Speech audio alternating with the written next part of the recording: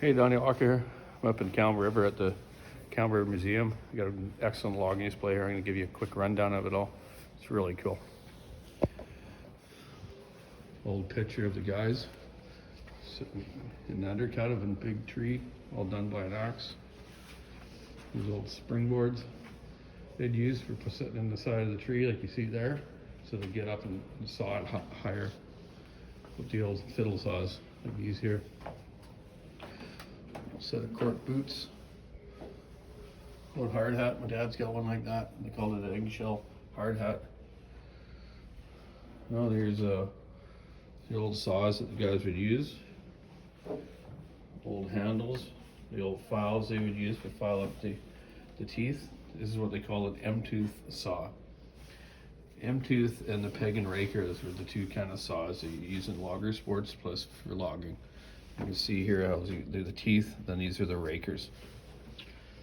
Yeah, cool. You got all the old tools here, how the old guys would hand file them all and set the teeth with this teeth setters. These up here are probably two setters. It's almost like setting the kerf on your skill saw blades, eh? And there's a bunch of old tools here. Rack of old saws, hand saws. This is a Titan power saw. Gear drive. You notice the front of it here. You'd have to move this clamp, turn the bar sideways if you want to cut horizontally or vertically, because they had float carburetors and you couldn't run them like today's saws on each side to side with a diaphragm carburetor. This is an old Burnette saw. Last weekend I was talking to my dad about the early days of saws and his logging.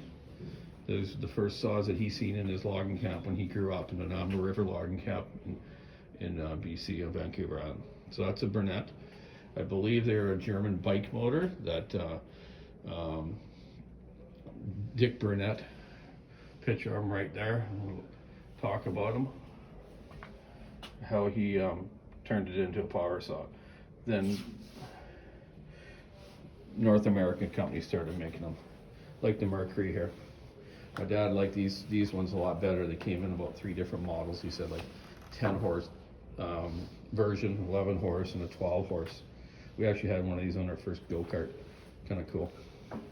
So can you imagine running these suckers, 2 of you? He said some guys used to run one by themselves. But what they do on the back of this frame handle here, they'd weld put a big piece of aluminum plate in here so the guy could push it up against with his knees and push it into the wood to run it one person instead of 2. Or the second guy would normally be on what they call a helper handle on the end here, and the guy would use that.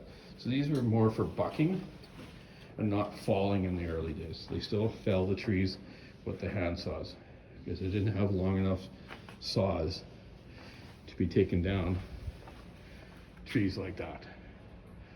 So some of these hand saws, they would weld a couple together, 2 or 3 of them together, so they're super long, and these guys would cut them down, these big trees. Amazing, eh? Let's just have a little walk around this big old piece of wood here with a bunch of information about it. Big fir butt, and look at this rigging here. These are here where guys would splice the wire together, called Molly Hogan's or line splicing. So if you broke a line, they knew how to weave the line in and out with this, what they call a marlin spike. And you pound it through, then you weave the wire around. Bunch of old boys on an old steam donkey.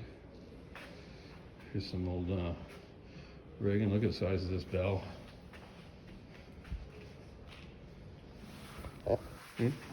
Comparison to me, big, eh? So yeah, that's some of the old rigging they used to do with the spar trees, all those pulleys and cables through it. Have an old bunkhouse.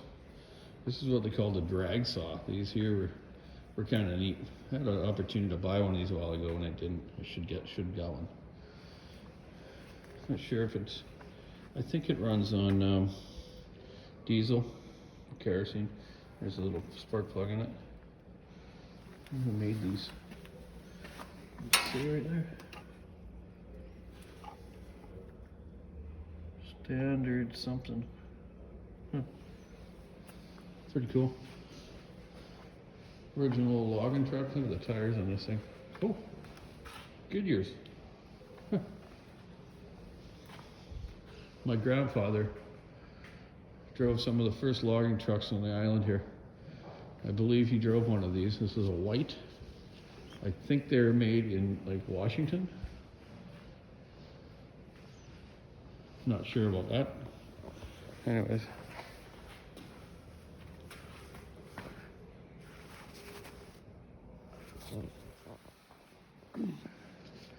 You know, the old oxen used to pull logs along. See, along the old wooden roads, they put wood down on the road, like little logs, to so you don't have to go through the mud. What do we got here? This is known as the pig. A hollowed out log was used to carry tools along skid roads. Pulled behind a string of logs, made a return trip to the woods carrying the grabs that used chain logs together. Cool. Little oxen things there. Harness for them.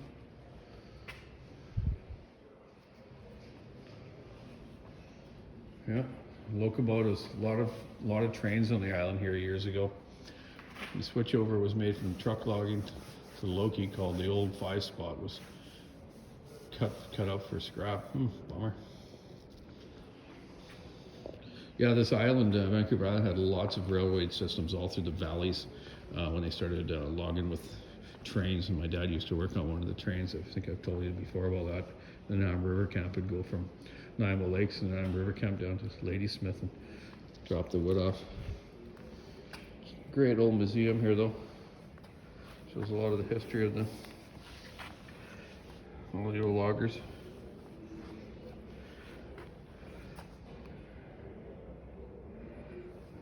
Yeah. Cool. A little old saw shop. A little different now than our one we got now, eh? Bunch of old rigging blocks here and different styles of pulleys and turnbuckles.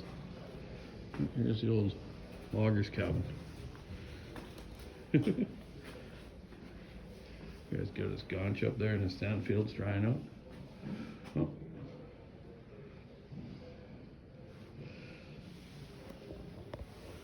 Anyways, that was a nice little tour of the Campbell Museum. Come and check it out. Good logging display there. Have a great day. Happy Thanksgiving to people in Canada. And you Americans, next month. Keep us on the wood. Donny Walker out.